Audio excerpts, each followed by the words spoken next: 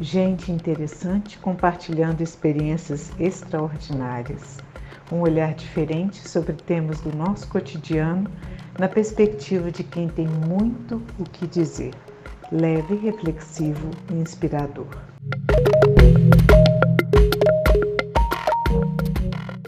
Boa noite. Boa noite. Finalmente. Este é o episódio 52 do podcast Conversa Paralela comigo. E nosso tema de hoje, o que a montanha tem a nos dizer. Mas voltando algum tempo atrás, no episódio 25 desse nosso evento podcast, o bate-papo foi com Gustavo Ziller, publicitário, radialista e montanhista, que veio conversar conosco sobre propósito e aprendizados de montanha. Na ocasião, ele prometeu voltar à conversa paralela e nos contar como teria sido um grande desafio que ele se preparava naquele momento para enfrentar a subida do Monte Everest. Surpreendentemente, ao acompanhar seus passos em cumes longínquos e nevados, pelas redes sociais, claro, me deparei com a presença sorridente, iluminada e não menos empenhada da Yaya. Ah, tão jovem, tão destemida. Projetos de vida. Pensei naquele instante, Yaya personifica em si a temática da nossa temporada. Como não convidá-la para um bate-papo conosco sobre essa experiência tão inusitada? Yaya é Yara. Yara Ziller tem 18 anos e, apesar da pouca idade, já vivenciou experiências únicas. Tornou-se recentemente montanhista e vai fazer parte da última temporada da série Sete Cumes no canal Off, junto com seu pai. Ela é também escaladora, maquiadora e estudante. Além da escola, também faz um curso de design que, junto com a maquiagem, permite desenvolver seu lado artístico. E neste episódio 52, portanto, quem está conosco é Yaya Ziller. Conversa paralela comigo, nosso bate-papo vai tratar do que a montanha tem a nos dizer. Diferentes formas de se percorrer o mesmo caminho e, sobretudo, a inspiração que sobra para levar adiante nossos próprios projetos na vida. Seja bem-vinda, Yara. Muito obrigada pelo convite. Pois é, chegou a nossa vez de conversar. Chegou, eu estava ansiosa. Pois... E nesse dia chuvoso, né, alguns desafios apareceram aqui. Mas cá estamos. Então, vamos lá. Quem é Yara? Quem é Yara? Eu sou Yara. Eu... Nossa, essa é uma pergunta difícil, né? Nunca tinha parado assim. Eu sou estudante, igual eu falei, eu estou no terceiro ano do ensino médio, me preparando agora para o Enem. Eu sou filha do meu pai e da minha mãe, que é o Gustavo Ziller e a Patrícia Brandão, duas pessoas incríveis, então eu acho que eu sou um pedacinho deles também, sabe? Tenho muita influência dos dois na minha vida. Eu sou maquiadora, eu adoro maquiagem, adoro inventar moda, transformar as coisas. E eu sou uma pessoa que eu gosto muito de experimentar. Eu entendi que eu não gosto de ficar presa em um mesmo lugar, eu não gosto de ter compromisso com uma coisa só. Eu gosto de expandir o máximo que eu consigo e experimentar o máximo de coisas possíveis que aparecem na minha vida. Oportunidades que surgem, eu não deixo de agarrar. Ah, pois é. Então, é nesse cenário da Yaya Ziller, que eu vou chamar de Yara, se ela deixar, Claro que pode. aparece a montanha. Aparece a montanha. Sim. A Então, montanha nessa foi uma coisa paisagem, grande, né? E uma coisa nova. adorei, adorei. Nessa paisagem de Yaya Ziller e Yara, aqui para nós, aparece a montanha. E a Aparece. montanha, como você diz, é algo novo, diferente numa paisagem. É. O que é uma montanha, Yara?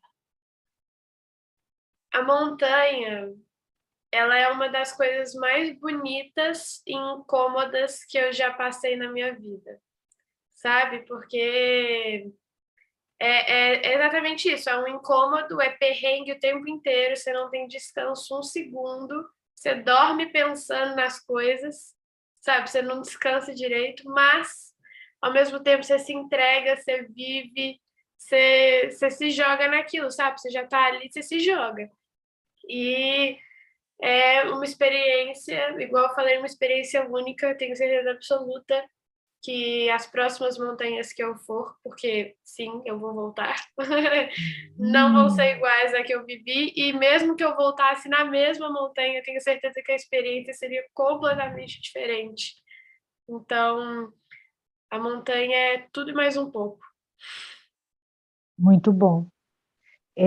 Essa expectativa da montanha, eu queria saber de onde surge a montanha nesse momento da sua paisagem, como ela surge, como ela te convida, e a expectativa antes de interagir com essa montanha.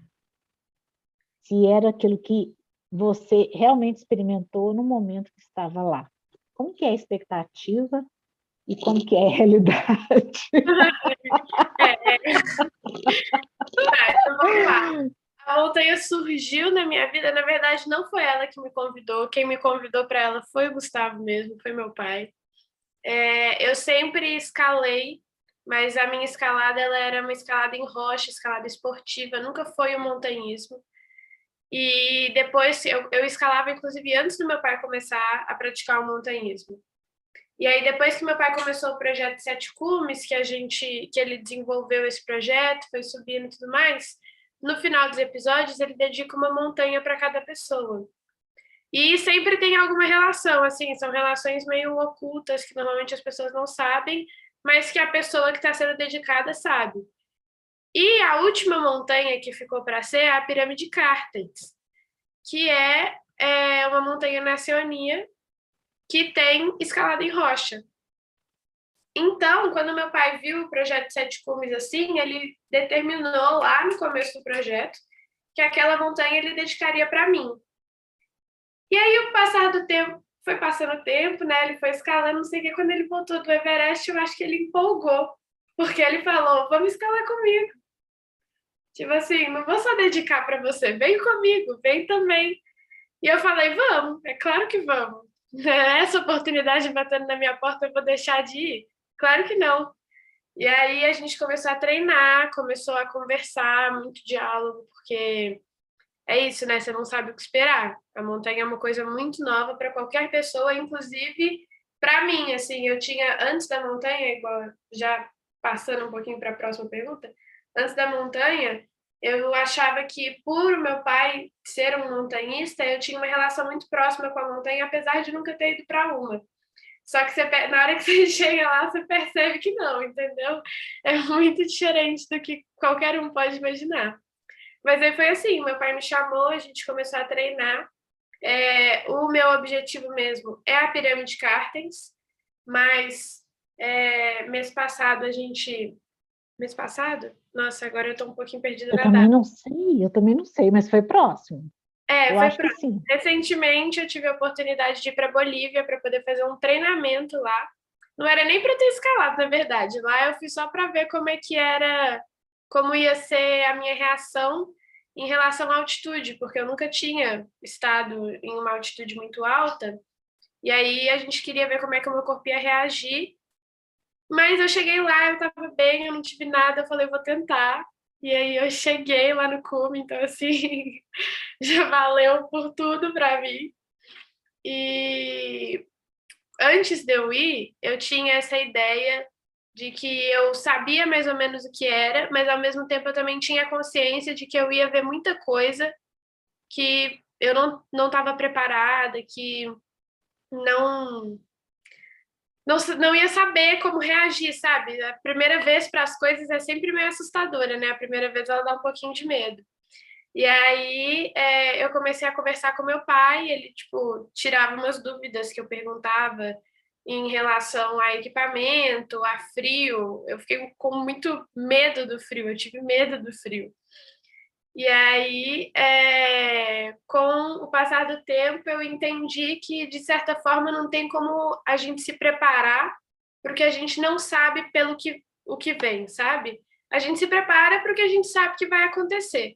O que a gente não sabe se vai acontecer, não tem como a gente ficar imaginando. Então, eu recolhi esse meu pensamento, que é uma coisa meio difícil para mim, foi desafiador. Eu recolhi o meu pensamento, eu falei, você não vai imaginar nada.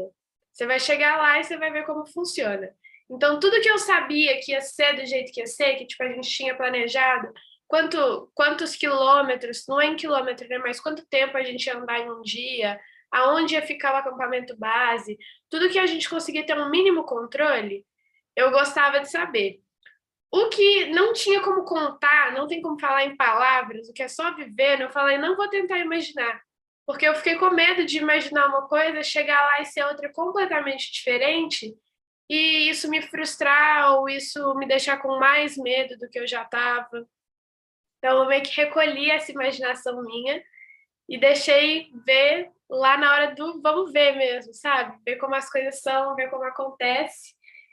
E quando eu cheguei lá, eu entendi que mesmo se eu quisesse ter imaginado, eu não teria conseguido. Nada do que eu tipo, passaria pela minha cabeça seria realmente o que eu vi lá e o que eu vivi lá. Achei interessantíssimo isso. Realmente, você tem toda a razão. A gente não consegue se preparar para aquilo que a gente não conhece, né? Porque, Não, afinal, o preparo exige um conhecimento prévio, uma expectativa já experimentada de alguma maneira, ou algo próximo, similar. E realmente você deve ter encontrado algo nada similar. O nada que assim. foi que você encontrou, Yara? Frio, muito frio. O tempo inteiro fazia frio. Paisagens assim incríveis, absolutamente todos os lugares que você olhava parecia uma cena de filme, parecia uma pintura. Tudo que eu via, cada cantinho assim tinha um novo detalhe que você não tinha reparado antes. Eu encontrei pessoas incríveis. Eu viajei, era eu mais duas meninas e seis homens na minha expedição completa. Seis não, sete homens na minha expedição completa. E de todos ali, o único que eu conhecia era o meu pai. Mas eu criei. Mentira, eu conheci o meu pai e o Ian. E o Décio. Conhecia muita gente, na verdade. Agora parei para pensar que já conhecia muita gente. Mas eu conheci e fiz novas relações com pessoas incríveis. Então, tanto pessoas do Brasil que eu não conhecia, como o Carlão e o Murilo, quanto as pessoas de lá, né? Os guias de lá, o Ozzy, que foi o guia que o tempo inteiro acompanhou, me ensinou, foi quem mais esteve ao meu lado, assim, dos guias locais. Ele ficou marcado, assim, para sempre, sabe? As outras duas meninas, elas acabaram não escalando com a gente, elas sabiam escalar, mas elas acabaram não escalando. Elas estavam lá só para cozinha, elas que preparavam a comida e ficavam no campo base. Mas encontrei pessoas incríveis, conheci pessoas magníficas, assim, lugares magníficos, desafios que eu acho que eu não estava preparada e que lá na hora a gente dá um jeito de fazer acontecer. Você quer Eu contar um para nós? Um desafio que eu não estava preparada. É, A eu primeira lembro que montanha que tem subiu uma cena que eu vi você caindo, você escreve na legenda assim: se cair, não caia. aquilo foi um treinamento, eu não estava caindo, não, eu me joguei mesmo. Ah, eu quero Aquilo dali saber era um também do que é treinamento. preciso saber. Seria interessante a gente saber disso também, né? O que é preciso saber para escalar uma montanha? Porque você falou sobre esse conhecimento, como ele é importante. O que precisa saber para escalar uma montanha? Acho que assim, o básico que você precisa saber para escalar uma montanha é que você não sabe de nada. Tipo, você não pode ir com essa ideia de que você vai estar preparado para aquilo, sabe? Você tem sempre que estar com a cabeça aberta e entender que vai ter alguma coisa nova que você vai aprender, Se você já aprendeu, você vai relembrar, você vai refazer, você vai reviver, vai ser diferente do que você já fez antes. Então, se fosse para falar assim, alguma coisa que você tem que ter para escalar a montanha, é que você precisa de saber que você não sabe de nada. A partir daí, você vai descobrir muitas coisas. Mas de treinamento, eu acho que é difícil falar assim, sabe? Precisa de um preparo muito grande. Antes de ir, o meu preparo ele já estava sendo extremamente intenso, assim, físico, tanto na escalada quanto de academia mesmo, sabe? E chegando lá, eu aprendi muitas outras coisas. Uma das coisas que eu não estava preparada era lidar com o gelo. A escalada em gelo é muito diferente, sabe? Manusear os equipamentos, principalmente com aquela luva gigante, isso é muito complicado. Eu tinha sorte Verdade. ainda que meu pai estava lá. E meu pai é meio coruja, né? Não sei se vocês já perceberam, mas o meu pai, ele é tipo, ele fica ali do lado, então qualquer coisa que eu não conseguia fazer, ele fazia para mim, sabe? De Sei. manusear com a luva e tudo mais. Mas lidar com o gelo, acho que foi uma das coisas mais impactantes, assim. Eu lembro que o meu primeiro treinamento em gelo, a gente foi em um lugar que a inclinação ela nem é, ela era inclinada, assim, mas comparado ao que a gente subiu depois, ela não era nada. Ela era só um morrinho assim, meio, sei lá, uns 65 graus, assim, viradinho. E aí Sim. a gente foi fazer o treinamento lá. Na hora que eu cheguei, o crampon, ele tava preso na bota. O crampon, para quem não sabe, é aqueles ganchinhos que ficam embaixo da bota. Ele não é, a Sim. bota já não vem com ele, é a gente que encaixa. O Sim. crampon, ele tava preso na bota, mas a bota tava solta no meu pé, porque a gente teve que pegar um número maior de bota para mim, que onde a gente foi alugar a bota, porque eu também não tinha todos os equipamentos, muitos dos equipamentos a gente alugou. Quando a gente foi alugar a bota, não tinha do meu tamanho. Então a gente teve que Hum, pegar um número maior. E meu mesmo Deus. usando a meia grossa, que é a meia específica para Sim. montanha, por causa do gelo, ela continuou solta no meu pé. Então eu senti zero firmeza. E para você conseguir escalar no gelo, você precisa confiar no seu pé, sabe? Então Entendi. foi assim, foi um choque que na hora que eu fiz força para o gelo, para o crampon poder entrar dentro do gelo e o crampon não entrou, eu comecei a desesperar. E aí o coração começou a bater forte, isso no primeiro dia de treinamento. Aí eu falei, pronto, acabou, não estou conseguindo nem fazer isso, vou fazer mais o quê? Né? Sim. Já era. Sim. Mas continuei fazendo, continuei tentando, chorei horrores, porque dá medo, dá muito medo, parece que você vai escorregar, você vai sair descendo assim, vai cair não sei aonde. E, e voltei para a barraca, conversei com meu pai, falei que dava medo. Ele falou: amanhã a gente vai treinar de novo em outro lugar, a gente leva mais uma meia, experimenta, não sei o quê. E aí fomos no dia seguinte, tentamos de novo. Eu coloquei 2 meias dessa vez, o que foi bom e ruim, porque com 2 meias você aumenta o atrito. Então dá muita bolha no pé.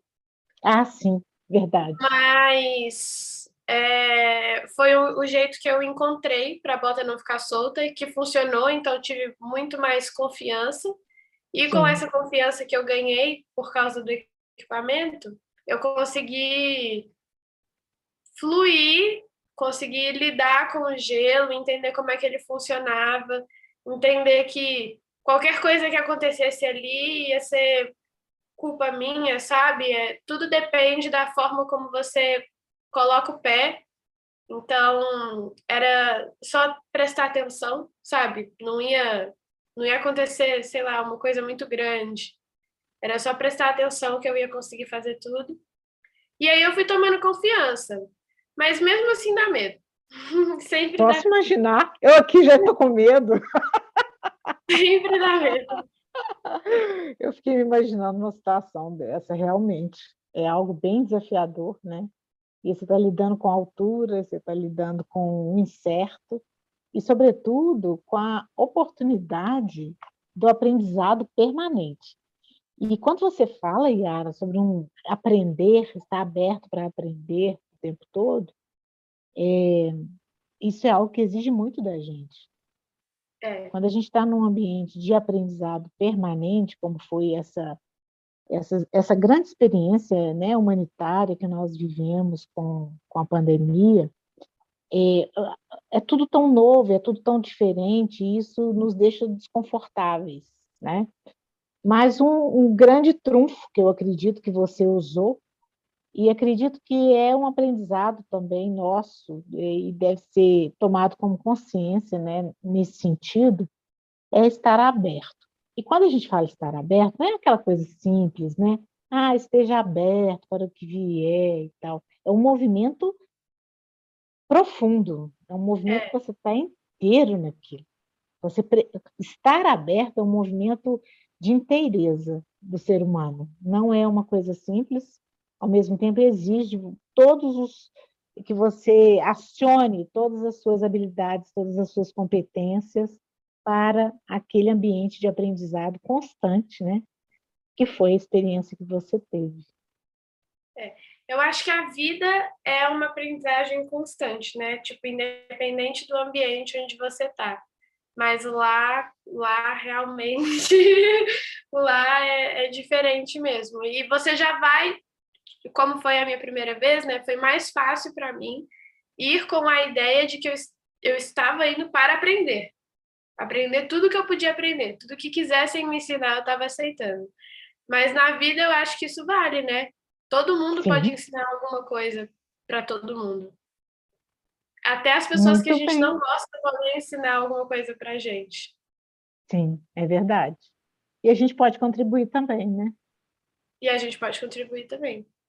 Exatamente. E a montanha pode ensinar muita coisa para a gente também. Às vezes, relembrar. Assim, eu sempre conversei com meu pai, né, sobre a montanha, depois que ele começou o projeto. E uma das coisas que ele fala muito, para quem aí já escutou algum podcast, já viu alguma coisa com ele, é que a montanha ensinou para ele o senso da coletividade. Sim, E aí eu acho que mesmo para mim, a minha pessoa, eu acho que eu já tenho esse senso um pouco mais ligado do que ele tinha antes. É diferente na hora do vamos ver, sabe? Porque eu fui criada pelo meu pai, né? Então todos esses ensinamentos que ele pega da montanha, ele tenta passar para a gente de alguma forma. E eu que estudo em uma bacana. escola onde isso é uma coisa muito forte. Você entender que junto com o outro, você consegue mais do que sozinho.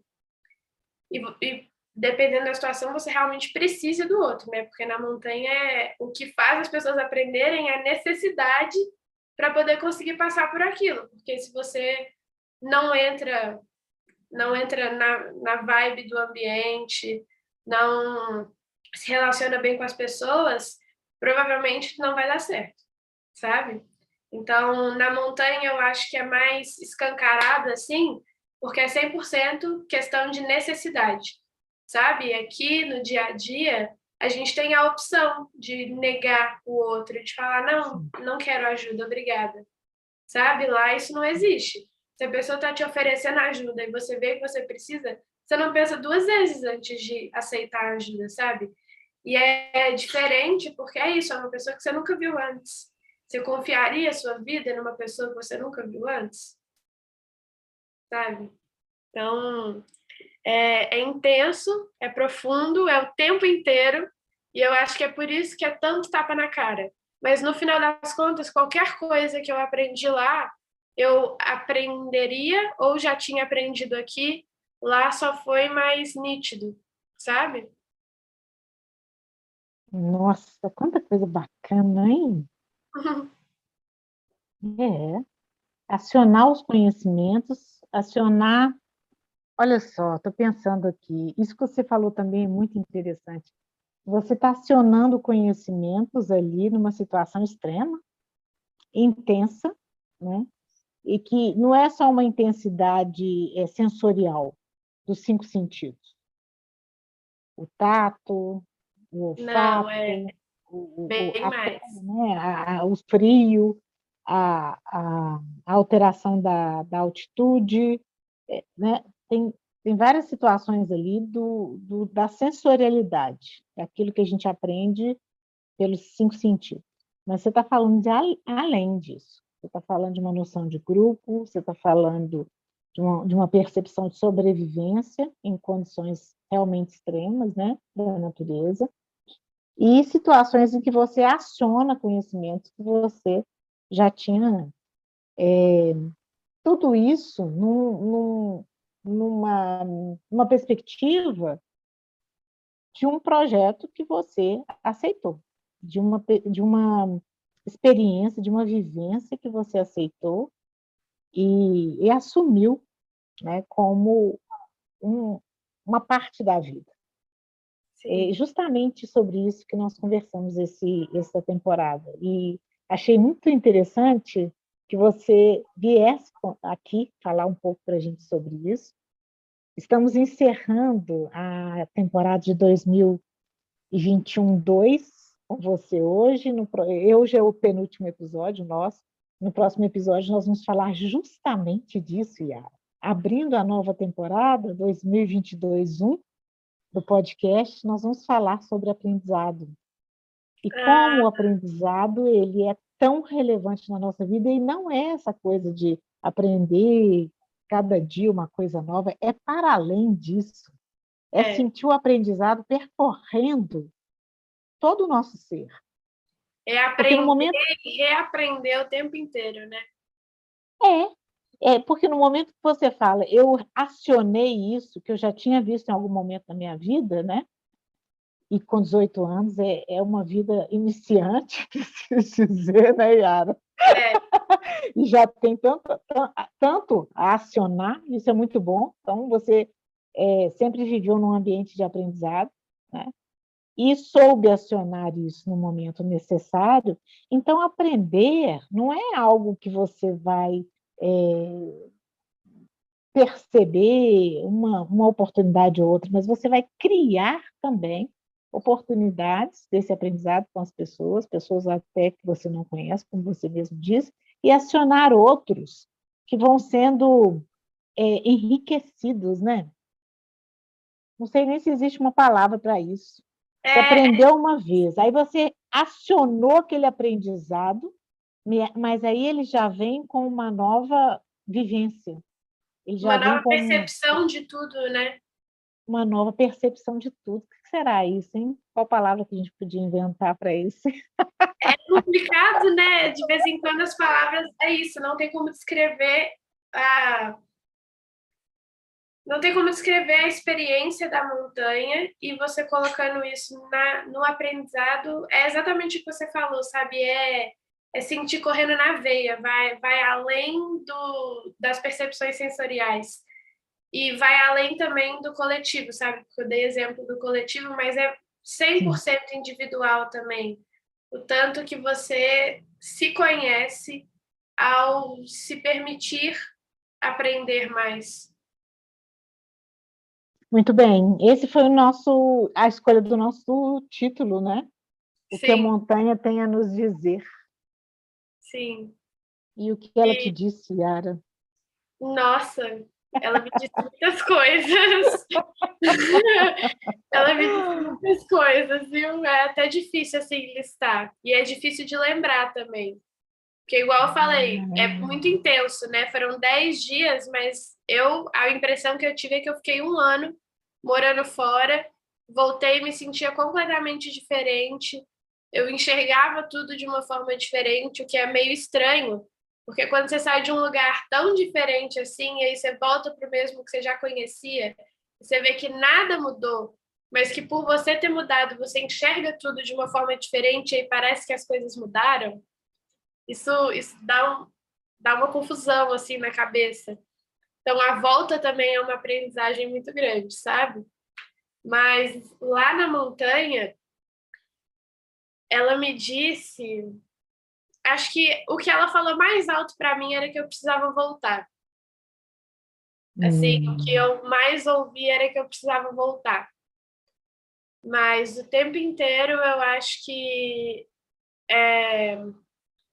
a gente escuta, assim, o que a montanha tem para dizer para a gente é bem superficial também, né? Porque no final das contas é tudo que a gente tem para dizer para a gente que a gente só percebe na hora que chega na montanha. Uhum. Mas eu Ela percebi vira uma parceira, né? Afinal. ela vira uma parceira. E ela vira um personagem, né? Ela não é só mais um lugar. A montanha, para mim, virou um personagem na minha vida. Ela é quase uma pessoa, sabe? Por Que isso que bacana, quando fala o que Yara. tem Que para dizer, eu já bacana. imagino a montanha conversando aqui comigo, entendeu? Sim, eu posso imaginar. Eu tenho quase que certeza, apesar de nunca ter experimentado algo parecido, né? Eu, É, eu tenho quase que certeza que elementos assim tão. Porque, afinal de contas, né, Yara, são parte da gente, né? Nós não somos natureza também? é. Tudo, né? Tipo, tem até coisas que a gente modificou aqui. Você olha nesse cenário que eu tô, tá tudo modificado, mas isso daqui saiu de algum lugar, sabe? Nada chegou assim. E de onde Sim, saiu, algum dia da vida foi uma matéria natural, de algum ambiente, de alguma coisa. sim. É. E aí, quando você tem uma experiência dessa, né, com sensorialidade, com cognitivo, o cognitivo também acionado, muito acionado para você elaborar os aprendizados. Aqui nós estamos com uma sonoplastia intensa de chuva, rajadas de vento e trovoada. E se a Eu gente adoro. deixa,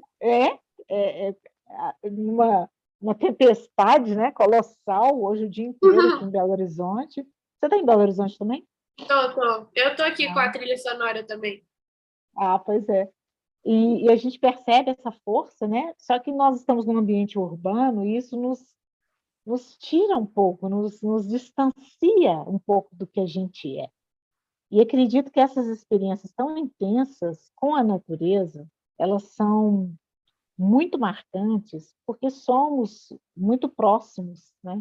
Estamos muito próximos daquilo que nos faz matéria, daquilo que nos constitui.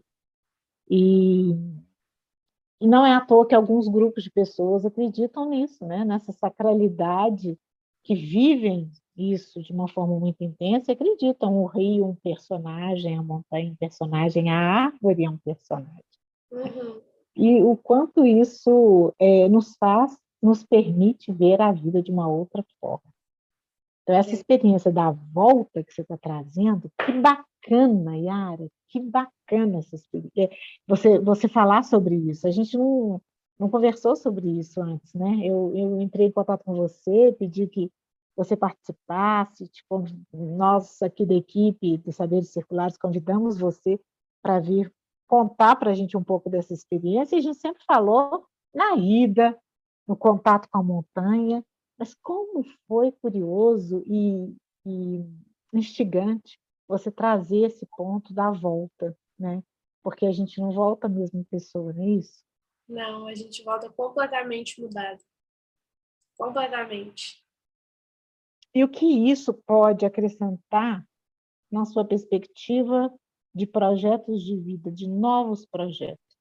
O que a Yara hoje, após essa experiência, né, dessa conversa com a montanha, permite imaginar que essa continuidade, no sentido, eu não estou dizendo especificamente ou somente numa perspectiva de um outro cume, né, que você tem em Uhum. mente, não é isso? Sim, sim. Mas do ser Yara. Do Seriara, eu acho que depois de tudo isso, o que eu mais entendi foi aquilo que eu falei no comecinho do episódio, que foi eu sou uma pessoa que eu gosto de experimentar, sabe? Eu não tinha essa consciência tão nítida antes de eu ir para a montanha. Só que esse nunca foi um projeto meu. Ele começou pelo meu pai. E quando ele me convidou, eu fui no vamos, sabe? Vamos viver a experiência, vamos ver como é. Mas eu não fui no compromisso de eu quero chegar no topo,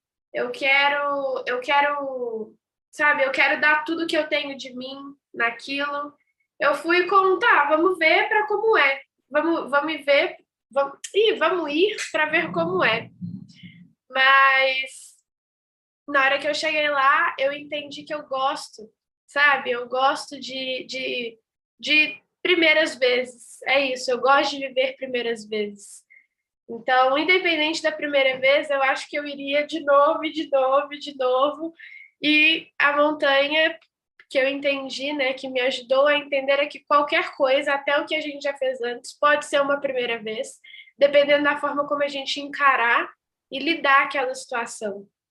Então, eu acho que a montanha me ensinou a enxergar cada dia e cada coisa como uma primeira vez de novo, sabe? Nossa, mas que bonito. Ó, vou falar uma coisa. Depois desse podcast, vai ouvir esse podcast, vai transcrever. Vai fazer seu primeiro livro, Tayara. Você está É, falando não, coisas importantíssimas aqui. E cada eu coisa que você está falando, você pode transformar num tópico e discorrer um pouco mais, sabe? sim. Colocando exemplos daquilo que você vivenciou lá, ó, lembrando de algo, né? Uma coisa ou outra. Quando você falou assim, tínhamos 8 pessoas na equipe, não é isso? 8.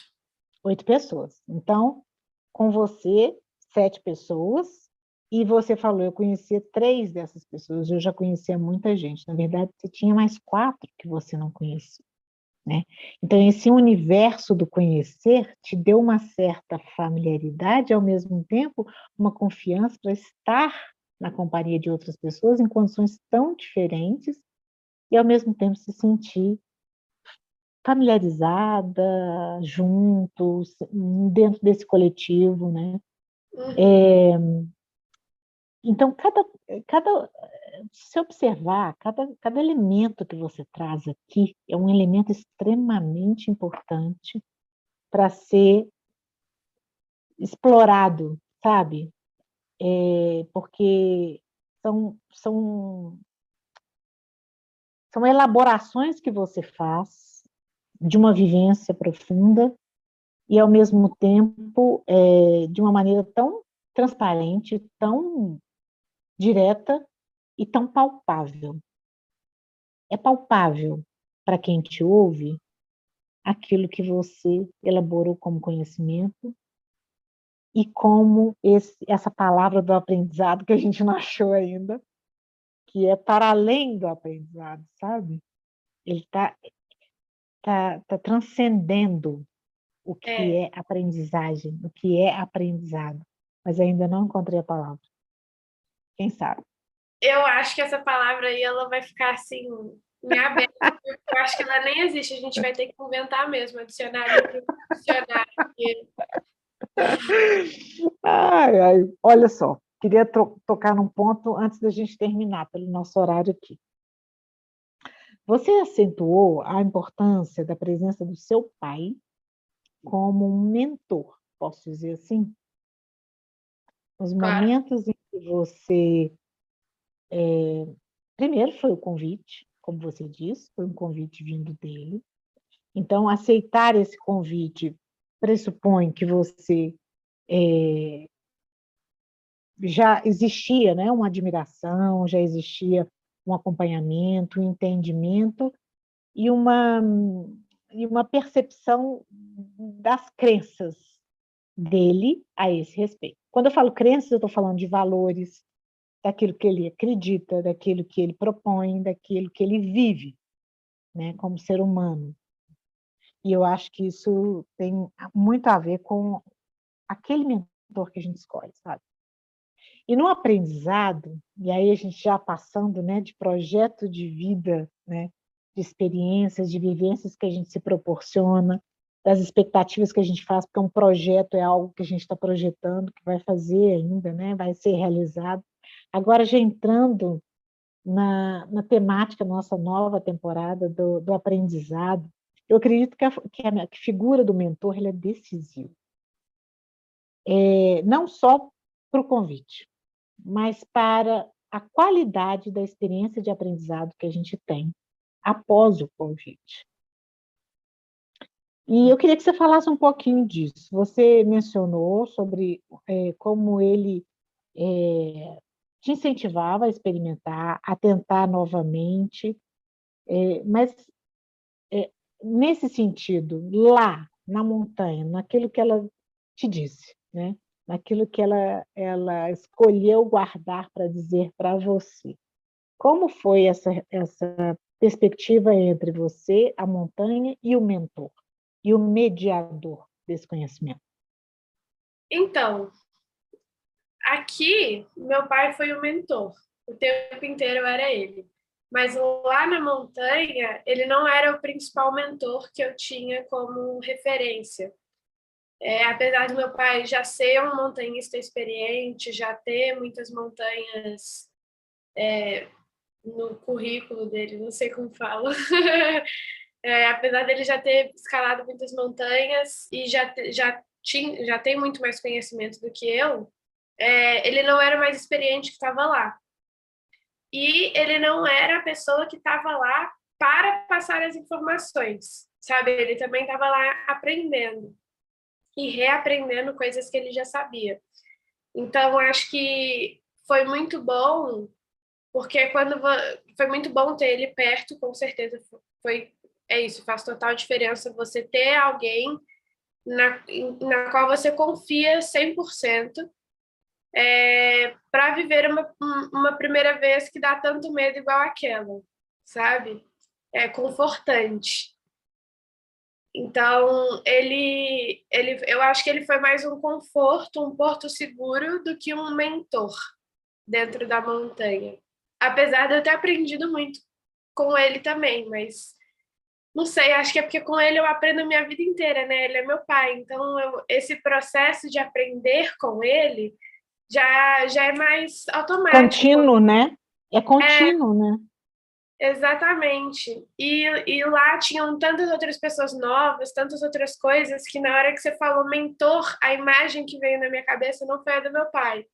Foi a do Ozzy e a do Carlão, que foram 2 guias.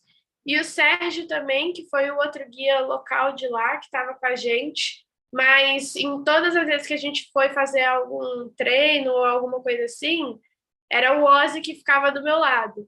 E aí, na hora que eu escuto a palavra mentor, a minha cabeça ela liga diretamente para ele. Então, a figura do mentor, que no caso é o Ozzy, ela é importantíssima na Uhum. montanha, principalmente, porque você está ali numa situação de risco e tudo mais. Então, ela é importantíssima e com uma pessoa que você tem certeza que sabe mais do que você naquilo, você está disposto a aprender, né? Sim, é verdade. Mas é interessante uma coisa, olha só que curioso. Interessante. A gente sabe que a pessoa, vamos supor, né, está ali para ensinar e ela sabe mais do que você. Mas qual que é a ponte que ela estabelece com você para que você realmente aprenda? Nossa, essa é uma pergunta difícil. Eu acho que é através da confiança e do diálogo, que eu acho que é aí que se difere o mentor da pessoa que você confia na hora que você vai. Porque um mentor, ele está ali para te ensinar e ele vai fazer de tudo que ele pode para poder conseguir passar as informações que ele quer que você absorva. Mas para isso você tem que dialogar, você tem que saber conversar, sabe? Você tem que saber dizer o que você não entendeu ou o que você entendeu. Ele tem que saber te passar aquilo naquela situação em 2 línguas diferentes, porque ele não fala português e eu não falo espanhol. Então, assim, era um portunhol ali no desembolo com a mímica, mas deu certo, sabe? Dá certo. Então, essa ponte, assim, eu acho que ela é toda construída através do diálogo, e aí, a partir do diálogo, você ganha a confiança também. Agora, ter a figura do Porto Seguro, né, que aí nesse momento eu ligo com meu pai, é que muitas vezes não precisa do diálogo, sabe? Sim. Quando você já está lá, você olha no olho da pessoa que você conhece, você sabe dizer se está tudo bem, se não está, se está com medo, se está feliz, se está triste, sabe? Então, são coisas diferentes. Eu acho que é aí que separa. Um é completamente no diálogo E através do diálogo vai o diálogo entre você, o mentor, a montanha e o mentor, você e a montanha e todo mundo, e o grupo inteiro, e aí tem o Porto Seguro ali, que é a hora que você tá, tipo, não tá aguentando mais, você olha para trás, aí você olha para a pessoa e ela te olha com a mesma cara que você olhou para ela, sabe? Isso isso fez diferença para mim. Que bonito, Yara. Que bonito. Nossa, a ponte de comunicação, né? É, Quando há duas margens diferentes. E eu acredito muito que a ponte pode ser a terceira margem do rio. Esse é um conto de Guimarães Rosa que eu admiro muito e sempre falo sobre ele, porque vejo que a terceira margem do rio ela está muito próxima da gente, mas que nós precisamos construí-la. E essa construção é feita pela comunicação, assim, pelo encontro, pelas possibilidades que a gente tem de se lançar, né? Que foi uma das primeiras coisas que você falou aqui hoje, se lançar, se jogar, porque você está ali, está completamente envolvida em tudo aquilo ali. Então, se lançar, se joga, mas ao mesmo tempo é parte, né, dessa construção. É um se lançar, mas junto também com a confiança, com a segurança de que a gente não está sobre nada, a gente construiu uma ponte. Né? é. Ainda que o. A gente está se lançando, mas não é no nada, né? A gente tem uma garantia ali por trás. Não Sim. é, não é Por uma coisa quê? Por quê? que tem, né? Tem que ter um controle. É isso aí. Porque o propósito é voltar, né? Sempre, sempre. Tem uma estação. Genial. A, essa primeira experiência que eu tive agora na Bolívia, né? Eu tive a oportunidade de escalar 3 cumes de uma vez. E aí, o primeiro cume, ele é como se fosse intermediário do segundo, que é o Tarija, que foi o que eu consegui chegar no topo, que ele tem 5.350 metros, ele está a 5.350 metros, ele foi o primeiro cume. Só que na hora que você chega lá em cima, você tem a opção de descer mais 100 metros e subir, não, descer mais 50 metros e subir mais 100. E subir mais 150, eu acho. Você desce 50 metros e sobe 150 para poder chegar em outro cume. Na hora que eu cheguei em cima do Tarija, depois de todo o perrengue que eu já tinha passado, eu falei, aqui é o meu limite, daqui eu volto para casa, depois eu volto para cá e eu chego lá, mas daqui eu volto para casa, você não me leva lá não. E aí eu resolvi voltar. Muito bom. Muito bom. Interessantíssimo tudo isso que nós conversamos aqui. Você quer ainda trazer algum ponto, algum aspecto, alguma fala sua para a gente finalizar essa nossa conversa sobre a montanha? Acho que sobre a montanha não, mas sobre primeiras vezes, assim, eu estive pensando muito sobre primeiras vezes esses dias e é, eu entrei num conflito muito grande, porque eu acho que o Brasil inteiro, o mundo inteiro, né, o mundo inteiro está vivendo uma primeira vez. Isso que a gente está passando agora, a pandemia, está todo mundo vivendo pelo menos uma primeira vez ao mesmo tempo, sabe? E, ao mesmo tempo, é isso, eu tenho 18 anos, no meio da pandemia, eu comecei a pandemia com 16, agora eu já estou com 18, e eu sinto que eu perdi muitas primeiras vezes. Então, acho que se eu pudesse passar alguma coisa aqui, é